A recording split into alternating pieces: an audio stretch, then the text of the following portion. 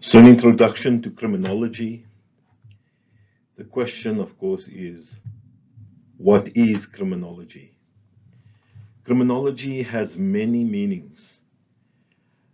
However, for our purposes, in a nutshell, we'll define it as the study of crime, criminals, and the criminal justice system. There are many different approaches to criminology, and the subject itself has been shaped by many different academic disciplines. Our course focuses on sociology and criminology. It outlines the distinctiveness of a sociological approach to crime and suggests how this differs from other approaches. So what does criminology mean to you? Why have you chosen to study it? Whatever your reasons, you're not alone. Criminology is a fast-growing subject attracting thousands of students across the world. The criminal justice industry is, for better or worse, expanding at a similar rate as ideas continually change about how crime should be defined, how it should be dealt with, and how all this should be measured and financed. Daily life in many parts of the world is closely influenced by crime. Many newspapers, TV schedules, websites, films, books, computer games are built around crime stories of various kinds. Our course offers a sociological view of these and other developments. What counts as a criminological topic?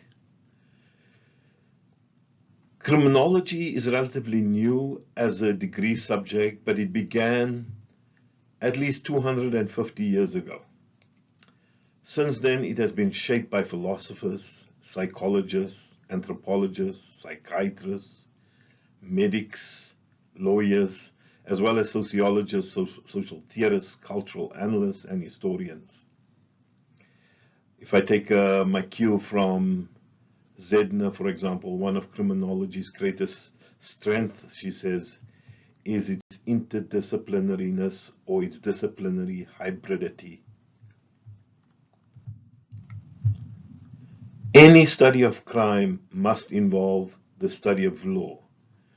Criminology explores the basis and implications of criminal laws, how they emerge, how they work, how they are violated, and what happens to violators.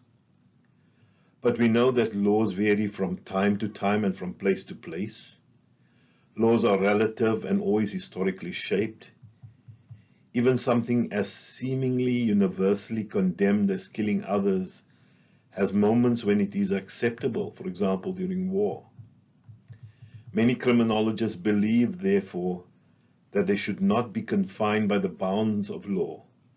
This would make criminology a very traditional, orthodox, and even conservative discipline. Rather, criminologists should be able and willing to take on wider matters. The most common form of crime around the world, without a doubt, is property crime or different kinds of theft. Clearly, however, there is much more to criminology than the study of theft. As we will see through the course, although we focus on current laws in this course, we also include an array of areas that are not quite so clearly defined by them, such as crimes against human rights, damage to the environment, hate crimes, and certainly some state crimes. To include these kinds of areas is to maintain a broad vision of forms of order and disorder and the power relations that uphold these. It is arguably this broad vision that characterizes a more sociological approach to crime. How about psychosocial and biomedical approaches? These approaches have tended to focus more closely on individual dispositions and personal motivations in relation to crime and much greater attention to physical, emotional, and cognitive issues. In terms of criminal justice interventions, they also tend to be linked to evidence gathering and to the design or evaluation of strategies aiming to change criminal or chaotic behavior. In this sense, they have viewed criminology as a more expert-based forensic science. This leads some to conclude that they are more grounded in the realities of crime than sociologists who work with a more general approach to crime and less specific notions of disorder. Our course sets out what a sociologist, while respecting this view, might say in defense of these.